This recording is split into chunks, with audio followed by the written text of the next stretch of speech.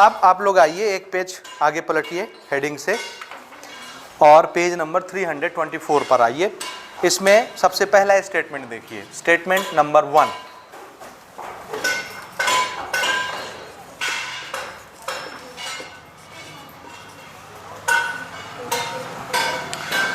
ये स्टेटमेंट देखिए क्या है, इधर देखो, the sum of an odd number and an even number is always an odd number. ठीक है, समझे क्या है क्वेश्चन? एक ऑड नंबर और एक इवन नंबर का सम हमेशा क्या होता है? Odd number. ठीक है, करके देखिए। एक ऑड नंबर लीजिए 3, एक इवन नंबर लीजिए 4, दोनों ऐड करिए 7, क्या आया? Odd number. और दूसरे पेयर लेकर के चेक करके देख सकते हैं। एक ऑड नंबर हमने लिया 5, एक इवन नंबर हमने लिया 6, दोनों ऐड करिए 11, ऑड नंबर। तो हमेशा ऑड और इवन का सम क्या देता है? एक ऑड नंबर ही देता है। इसको प्रूव कैसे करेंगे? ये तो स्टेटमेंट हो गया मैथ्स का। क्या हो गया? स्टेटमेंट। कैसे प्रूव करेंगे?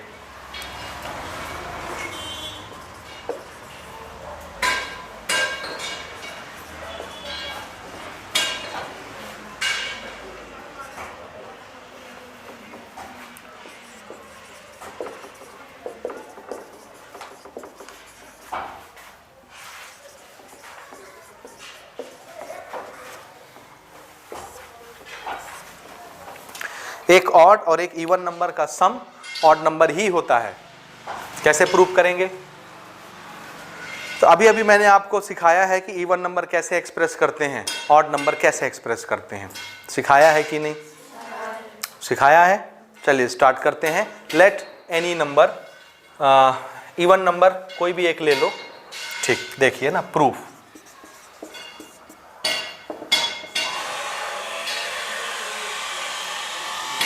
A any even number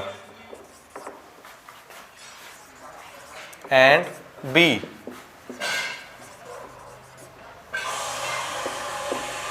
odd number। A कोई इवन नंबर है और B कोई ऑड नंबर है। ठीक है ना? तो इवन और ऑड को हमको क्या करना है? ऐड करना है। अब इवन को एक्सप्रेस कैसे करते हैं? Even number is equal to, किसी भी इंटीजर को डबल करिए इवन बनेगा। ठीक है, where k is any integer. समझ रहे हैं ना? k कोई भी इंटीजर हो सकता है, निगेटिव, पॉजिटिव, जीरो, कुछ भी। जीरो इवन है कि ऑड? ये थोड़े से इंटरेस्टिंग क्वेश्चन है ना मैथ्स के। जीरो इवन है कि ऑड? ये लो, अब हमारा क्वेश्चन यही रुक जाएगा इस क्वेश्चन पर। बोलिए, जीरो इवन है कि ऑड? इवन है। क्यों? आपके इवन नंबर का डेफिनेशन क्या है?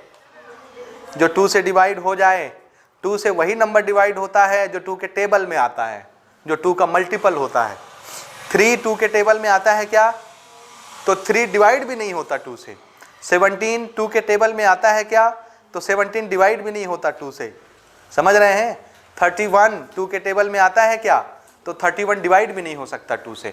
तो 2 से वही नंबर डिवाइड होगा जो 2 के टेबल में आएगा। अब 0 2 से डिवाइड होगा कि नहीं?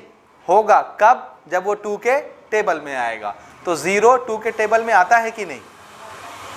बोलिए बोलिए। आप नर्सरी से टेबल पढ़ते आ रहे हैं, इवन KG1 KG2 से तो पढ़ते ही आ रहे हो ना टेबल, पक्का? बोलो ना। 0 2 के टेबल में आता है कि नहीं आता? आता है।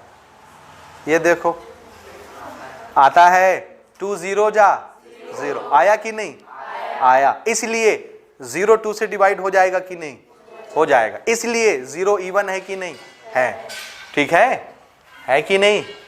ठीक है। So this is expression of even number. Odd number,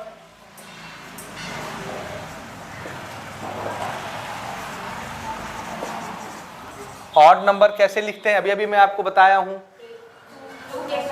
even में 1 ऐड करेंगे तो क्या बन जाएगा? ऑड। ठीक है ना? देखिए ना, this is even plus 1 odd, k any integer. ठीक है, ये क्या चीज है जरा बताइए?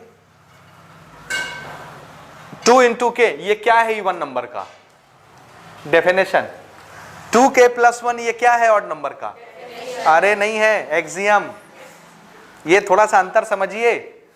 ऑड नंबर का डेफिनेशन क्या है, जो 2 से डिवाइड नहीं होता, ठीक है। इवन नंबर का डेफिनेशन क्या है, जो 2 से डिवाइड हो जाता है, ये वही तो है 2 से डिवाइड हो जाता है, तो ये डेफिनेशन है। 1 ऐड कर देना इवन में, ये क्या है, axiom. So this line is axiom line, this line is definition line. समझ आया। तो हमने क्या किया, यूज किया प्रूफ करने के लिए, एक डेफिनेशन यूज किया इवन नंबर का, और ऑड के लिए क्या यूज किया, एक्सियम यूज किया। तो ये यूज हुए कि नहीं प्रूफ करने के लिए, डेफिनेशन भी और एक्सियम भी। आया समझ में। इस चैप्टर की जान को समझिए, तब ये चैप्टर बनेगा, नहीं तो नहीं बनेगा, ठीक है। ओके, अब हमको क्या करना है,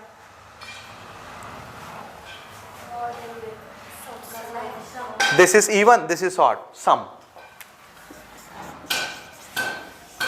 इवन प्लस ऑड, ये रहा इवन प्लस ऑड, ये ठीक है, हो गया। अब 2k + 2k, 4k + 1, ठीक है, ठीक है। हाँ, अब थोड़ा पहचानिए, any integer is multiplied by 4, या इसको और थोड़ा सा छोटा कर लेते हैं। छोटा कैसे कर लें, देखिए ना, इसको हमने लिख दिया 2 × 2k + 1, हो गया। ये कोई इंटीजर ही बनेगा ना, k is any integer multiplied by any number will also integer, तो ये इंटीजर ही है ना। किसी इंटीजर को 2 से मल्टीप्लाई करिए, ये क्या बन गया, इतना हिस्सा, ये कोई इंटीजर है कि नहीं। इसको 2 से मल्टीप्लाई कर दिए, कोई भी इंटीजर 2 से मल्टीप्लाई होके क्या बनता है, इवन, उसमें 1 ऐड हो गया, ऑड, तो इवन + 1 क्या बन गया, ऑड, दिस इज ऑड। कुछ समझ आया कि नहीं। यहां क्या किया था, इवन प्लस ऑड, रिजल्ट में क्या मिला, ऑड नंबर, और ये हमेशा होगा। समझ आया, बोलिए बोलिए बोलिए, आया कि नहीं आ रहा है, कठिन हो जा रहा है ना। ये इवन नंबर का डेफिनेशन ही हम लोग यूज कर रहे हैं, 2 के साथ कोई इंटीजर मल्टीपल में दिखना चाहिए, इवन है। समझ आया ना। प्लस के बाद अगर कोई चीज दिखी तो समझ जाइए वो रिमाइंडर है। चैप्टर नंबर 1 याद करिए, रिमाइंडर थ्योरम याद है। कैसे कैसे लिखते थे वो डिविडेंट वाला, बताओ मुझे। Dividend is equal to divisor into quotient. ये अगर दिखा प्लस के बाद, ये तो आपको समझ में आना चाहिए। डिवाइजर कौन, 2, कोशेंट कौन, कोई भी इंटीजर, कोई भी इंटीजर। इसके बाद अगर प्लस के बाद कोई चीज दिखी तो उसको क्या मानना है, रिमाइंडर। रिमाइंडर अगर कुछ बच गया तो वो पूरी तरह से डिवाइड हुआ क्या, 2 से, नहीं हुआ। तो जो 2 से पूरी तरह डिवाइड नहीं हुआ है वो ऑड होगा कि इवन होगा, इसलिए ये क्या है, ऑड। ये वही फॉर्मेट है, याद है, ये वाला चैप्टर नंबर 1 रिमाइंडर थ्योरम, याद आया। तो 2 मल्टीप्लिकेशन के बाद अगर कोई नंबर दिखा प्लस के साथ, प्लस माइनस कुछ भी, तो उसको हम लोग रिमाइंडर ट्रीट करेंगे और उसको ये मानेंगे कि वो पूरी तरह से डिवाइड नहीं हुआ है। समझ आया। डिवाइड करने वाला हमेशा यहाँ लिखा जाता है, ये सामने हमने बना लिया डिवाइड करने वाला। 2 डिवाइड करने वाला है तो यहाँ 2 बना लिया। ये कुछ भी लिखा हो ना, 2 तो बना सकते हैं कॉमन निकाल के, ये हमने बना लिया। और यहाँ प्लस के बाद रिमाइंडर दिखा, इसलिए वो 2 से डिवाइड नहीं हो रहा है, इसलिए क्या होगा, ये ऑड नंबर होगा। ये इसका प्रूफ हो गया। समझ गए देवियों सज्जनों कि नहीं समझे, समझ गए, नोट कर लें और आगे बढ़ते हैं। हम लोग डिस्कस कर रहे हैं स्टेटमेंट नंबर 2, ठीक है। हमारा स्टेटमेंट है, देखिए, if 2 parallel lines are cut by a transversal, 2 parallel line को अगर एक ट्रांसवर्सल काट दे, each pair of corresponding angles are equal, ये होता है कि नहीं, आपने 9th में पढ़ा है ना। करस्पॉन्डिंग एंगल, अल्टरनेट एंगल्स, को इंटीरियर एंगल, को exterior angle, allied angle, consecutive angles, पढ़े हैं कि नहीं, बोलिए, बोलो ना, पढ़े हो, ठीक है। तो 2 पैरेलल लाइंस हैं, उसको एक ट्रांसवर्सल काटता है तो करस्पॉन्डिंग एंगल्स इक्वल होते हैं। ये स्टेटमेंट हो गया। अब स्टेटमेंट का क्या देना है, कैसे प्रूफ दें, तो इसके लिए हम लोग कुछ डेफिनेशंस यूज करेंगे मैथ्स के, आप कुछ भी यूज कर सकते हैं जो आपके दिमाग में आए। इस चैप्टर के क्वेश्चन बनाने के लिए आपका पुराना नॉलेज, पुराने थ्योरम, पुराने डेफिनेशन अच्छे से आपको आने चाहिए, समझे? तब बनेगा, नहीं तो नहीं बनेगा। ठीक है, देखिए ये दो पैरेलल लाइन है, सपोज कर लो, एक का नाम है ए बी और एक का नाम है सी डी। ये एक ट्रांसवर्सल लाइन आ गई, this transversal line is L, L is transversal.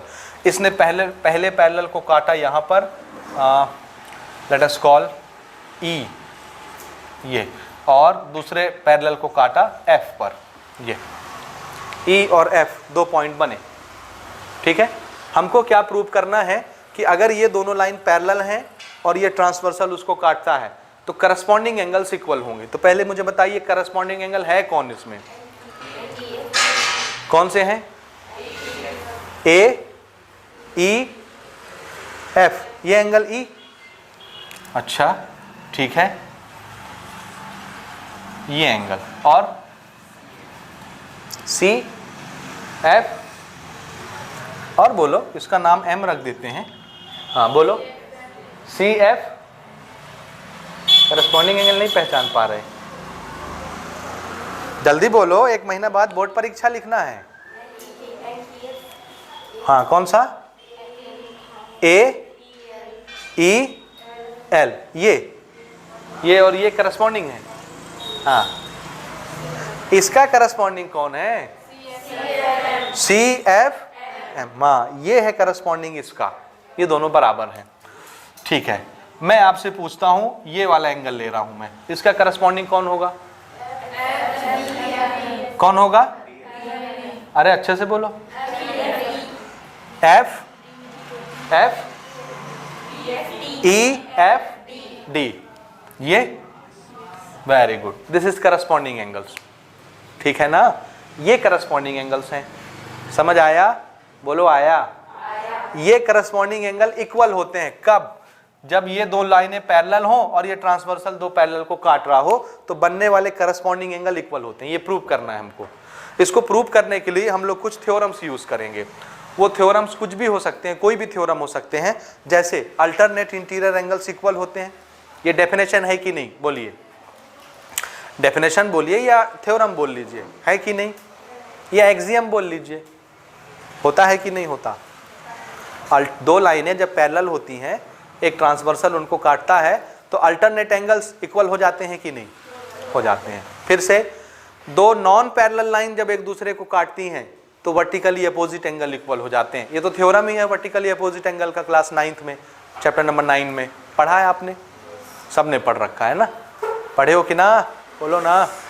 हाँ, वर्टिकली अपोजिट एंगल प्रूव करने का एक थ्योरम ही है, तो already vertically opposite angle theorem से प्रूव है, तो हम वो थ्योरम यूज कर सकते हैं वर्टिकली अपोजिट एंगल का। अल्टरनेट इंटीरियर एंगल वाला डेफिनेशन या एक्सियम बोल के यूज कर सकते हैं। समझ आया? अब देखिए, ये दो लाइनें पैरेलल हैं, since AB parallel to CD and LM are transversal, तो क्या होगा? देखिए जरा ध्यान से, ये वाला एंगल और ये वाला एंगल बराबर हो जाएंगे कि नहीं? क्यों बराबर होंगे? अल्टरनेट इंटीरियर एंगल होंगे बराबर। ठीक, देयरफॉर एंगल, इस एंगल को क्या लिख रहा हूं? देखिए AEF, it is equal to this angle EFD। Reason में अल्टरनेट इंटीरियर एंगल, ये समझ आया? पहली चीज तो हमने क्या यूज किया? अल्टरनेट इंटीरियर एंगल का एक्सियम यूज किया या डेफिनेशन यूज किया। ये क्या है? डेफिनेशन बोल लो या इसको एक्सियम बोल लो, कुछ भी, ठीक है ना? अल्टरनेट इंटीरियर एंगल का एक्सियम हमने यूज कर लिया कि होता है बराबर, मान लिया, ठीक है। दूसरी चीज, ये एंगल जितना होगा ये भी उतना होगा, क्योंकि ये लाइन और ये लाइन इंटरसेक्ट करने वाली नॉन पैरेलल लाइंस हैं। तो नॉन पैरेलल लाइंस जहां पर इंटरसेक्ट करती हैं उसके आर पार के दोनों एंगल इक्वल होते हैं, वर्टिकली अपोजिट एंगल, और इसका तो थ्योरम ही है, बराबर होते हैं। इसलिए एंगल AEF किसके बराबर हो जाएगा ये वाला एंगल, LEB होगा वर्टिकली अपोजिट एंगल। और ये क्या है, थ्योरम। ये थ्योरम से हम जानते हैं वर्टिकली अपोजिट एंगल के, ऑलरेडी प्रूव्ड स्टेटमेंट है ना थ्योरम। ठीक है, ठीक है। हाँ अब देखिए तनिक, AEF इसके बराबर, AEF इसके बराबर, तो ये दोनों आपस में भी बराबर। देयरफॉर EFD किसके बराबर, LEB। कहाँ है ये दोनों एंगल, खोजिए। EFD, EFD ये एंगल दिखा, ये किसके बराबर आया, LEB, LEB इसके बराबर। और ये दोनों क्या हैं, करस्पॉन्डिंग। और देखो दोनों के बीच में क्या लगा है, इक्वल।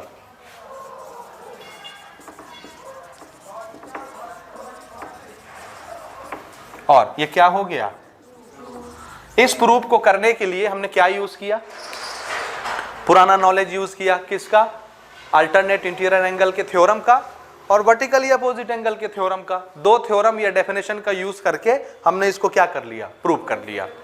समझ आया, आया कि नहीं आया, आया। अब यही चीज ना आगे आपसे पूछेगा, देखिए पेज नंबर 325 में आइए और इसमें नीचे देखिए जहां थिंक एंड डिस्कस लिखा हुआ है, थिंक एंड डिस्कस, सोचो और विचार करो। ये तो एक ही चीज हो गई ना, सोचो विचार करो और आपस में गुफ्तगू करो, डिस्कस करो। ठीक है, ओके। देखिए, read the proof of the two statements given above. ये जो दो आपने प्रूफ देखे ना, दो स्टेटमेंट के, स्टेटमेंट नंबर 1, स्टेटमेंट नंबर 2, दोनों के जो प्रूफ आपने देखे, दोनों के प्रूफ ध्यान से पढ़िए। उसके बाद which we have proved and discuss the following question in the class. यहाँ डिस्कस नहीं करना है आपको, अपने क्लास में जाके डिस्कस करना है। ठीक है ना। Which definitions, theorem and axiom were used. ये स्टेटमेंट और इससे पहले वाला जो स्टेटमेंट हमने बनाया उसमें कौन सा डेफिनेशन यूज हुआ, कौन सा थ्योरम यूज हुआ और क्या पूछा, कौन सा एक्सियम यूज हुआ, ये आपको लिस्ट बनानी है। तो इसके पहले वाला जो स्टेटमेंट था क्या था, बोलिए बोलिए बोलिए। इवन नंबर और ऑड नंबर का सम हमेशा क्या होता है, ऑड नंबर। इसको प्रूव करने के लिए हमने क्या यूज किया, इवन नंबर का डेफिनेशन, 2 into k डेफिनेशन है, तो एक चीज इवन नंबर का डेफिनेशन यूज हुआ। दूसरा ऑड नंबर का एक्सियम यूज हुआ। क्या, इवन में 1 प्लस करो तो वो ऑड बन जाता है, तो डेफिनेशन भी यूज हुआ, एक्सियम भी यूज हुआ। ऑड के लिए एक्सियम, डेफिनेशन के, इवन के लिए डेफिनेशन। और थ्योरम्स भी कहीं यूज हुए, उसमें तो कोई थ्योरम हमने यूज नहीं किया ना। ठीक, तो स्टेटमेंट नंबर 2 में कोई थ्योरम यूज हुआ क्या, आंसर है हाँ। कौन सा, वर्टिकली अपोजिट एंगल का थ्योरम यूज किए। ये चीज समझ में आया, ये आपको लिस्ट बना के डिस्कस कर लेनी है। लिखिए मत लिखिए, मेरा काम समझाना है, मैं समझा दे रहा हूं। अगली चीज, लिस्ट आउट दो sign symbols which are used while proving the statement. इन दोनों स्टेटमेंट को प्रूव करने के लिए मैथमेटिक्स के कौन से राइट्स, कौन से सिंबल, कौन से साइन यूज किए गए। एक तो हमने यूज किया प्लस साइन। कौन कौन से साइन यूज किए गए, प्लस, इक्वल, मल्टीप्लाई कहाँ आया, कहाँ मल्टीप्लाई यूज किए हैं, हाँ? नहीं, मल्टीप्लाई का सिंबल नहीं यूज किए हैं, बिना सिंबल के भी तो मल्टीप्लाई एक्सप्रेस हो जाता है। 2k लिख दिए, मतलब 2 into k है वो, क्रॉस तो हमने यूज नहीं किया। और कौन सा सिंबल यूज किया, हाँ? सिंबल, सिंबल पैरेलल लाइन का कहाँ सिंबल यूज किया हमने, अच्छा ये कह रही हो, हाँ ठीक है, ये यूज किए हैं तो लिख लेते हैं, ये पैरेलल। और एंगल का सिंबल, वेरी गुड, ये। और कुछ, हाँ हाँ, देयरफॉर, देयरफॉर ऐसे लिखते हैं। सिंस भी यूज किए होंगे, ये सिंस हो गया। और कुछ यूज किए, देख लो देख लो, नहीं किए। तो इतने सारे सिंबल्स हमने यहाँ यूज किए दोनों स्टेटमेंट में मिला करके। बात समझे, थोड़ा जोर से बोलिए, समझ गए ना। ये आगे चल के हम आपको बहुत सारे सिंबल सिखाएंगे जो इसमें यूज होने वाले हैं इस चैप्टर में, जो आपने अभी तक नहीं पढ़े हैं।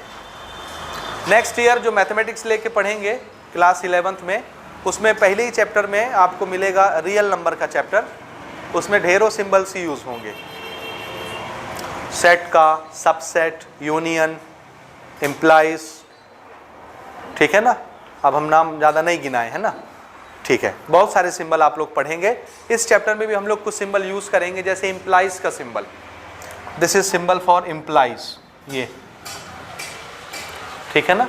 इसका क्या मीनिंग है वो हम लोग बाद में डिस्कस करेंगे। इम्प्लाइज बोलते हैं इसको, क्या बोलते हैं, इम्प्लाइज। एक सिंबल ये हम लोग यूज करेंगे, बहुत पॉपुलर है, this symbol is for all, क्या बोलते हैं इसको, फॉर ऑल। एक हम लोग ये यूज करेंगे, ई जैसा दिखता है, this is belongs to, belongs to. इसको काट दो, डज नॉट बिलोंग्स टू, समझ आया। ओके, ये हम बाद में डिस्कस करेंगे सिंबल्स। तो ये समझ आया मैथमेटिक्स प्रूफ कैसे करना। तो ये अभी तो खाली 2 स्टेटमेंट था, इसके बाद हमको बहुत सारे ट्राई दिस के क्वेश्चंस बनाने हैं, उसके बाद फिर हम लोग एक्सरसाइज पे पहुंचेंगे, ठीक है। तो ये आप नोट कर लीजिए।